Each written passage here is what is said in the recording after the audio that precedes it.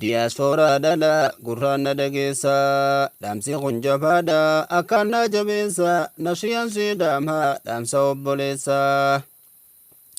Hamtuu waliin feenu kanaan na dubbisa irraa fayyadama sirriitti caqasa irraa fayyadama sirriitti caqasa.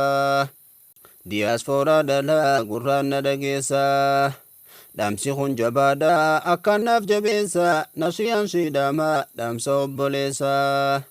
Hamtuu waliin feenu kanaan na dubbisa irraa fayyadama sirriitti caqasa irraa fayyadama sirriitti caqasa. Assalamu alaikum warahmatullahi wabarakatuh jecha diyaasfooraa dhalaadha. Warri biyya alaatirraa as dhufu jirra jettanii gartee dargaggoo dhafii gartee dullachaa fi cabaa fi naafa hunda namayyuutu gartee qalbiifitti deebiftan akka kanaa miti.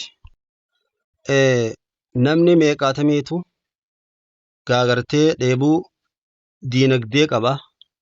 Dheebuu ammallee gartee jaartii qaba. Nama ati yoonii fi itti dhuftee ijaan agartee sila ati gartee isa gartee fuudhuun sittin tolle faadha ta'a. Kanaafuu qalbii namaa guutumaa guututti kana jettaniif ittiin deebisna.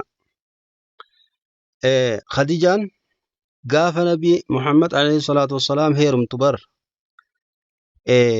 isa kana if bira teessifteeti nama tokko wajjin gara Shaam ergitee meeshaa asii fuudhanichi geessanii meeshaan akka silaa guutaan itti gurguramtu daran qaalitti gurguramte haala isaa kana gurbaa wajji deeman kun odeessee namni kun nama barakaa qabu nama ajaa'ibaati je'eeni akkasuma wajji nabi Muhammad kana duraanis ni beeyti gaa'ee dhalataa namachitti guddate hawaasni nu guututti wanni ittiin beeku Muhammad Amiin Muhammad Saadiq Muhammad dhuga dubbata Muhammad amanamaa janiiti beekan. Namni kun nama hojii xiyyaafis na baasu nama gartee bultii xiyyaafis na baasu nama shiranatti yaanne nama dhugaatii jetteeti jaalattee fuute jechuudha qabeenya isiidhaa gannayte. Isin amma hoggaa dargaggoo nu eegaa dhufu jirraa jettan gartee nama meeqaatamii jira hagartee abbaa fi haati abaaranii mana firraa ari'anii barandaa galu. Egeesse yoo ati ammaan tana achirraa dhuftee heerumte qabeenya kanaan fuula isaa laalte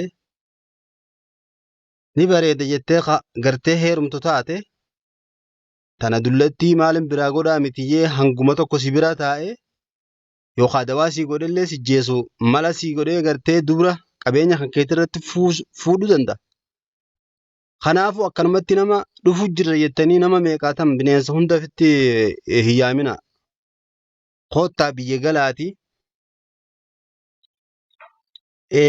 Ta'a dura osoo ni heerumnaan jenne duratti akka nama jaarsa qabutti ta'ati mirgaa bitaa laalladhaati suuta nama amaanaa qabu nama amanamaa laalati.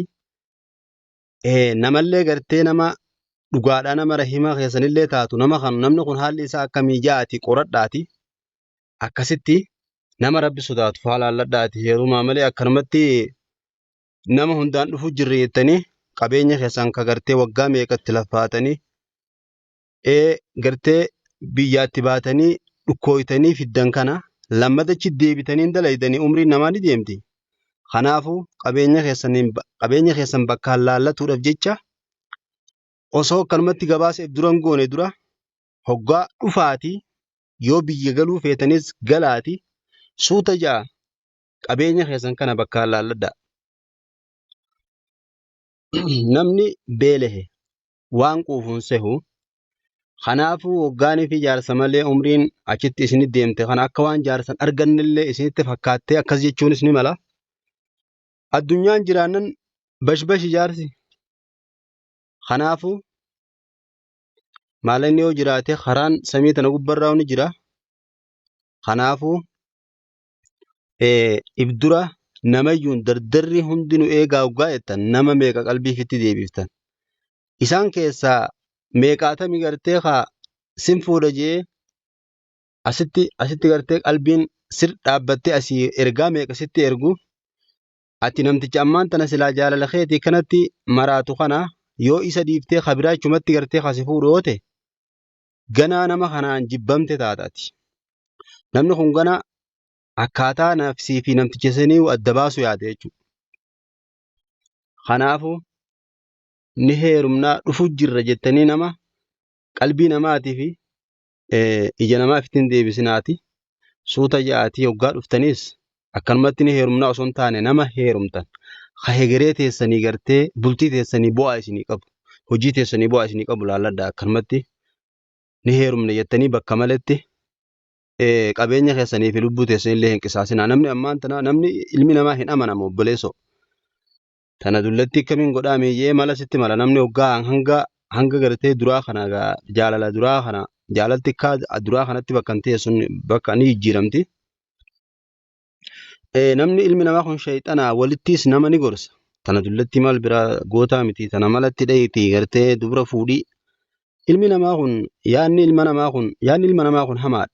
Kanaafuu tanin akkana seetti isinii dhaamu antana. Assalaamu alaikum warahmatullahi wabarakatuh.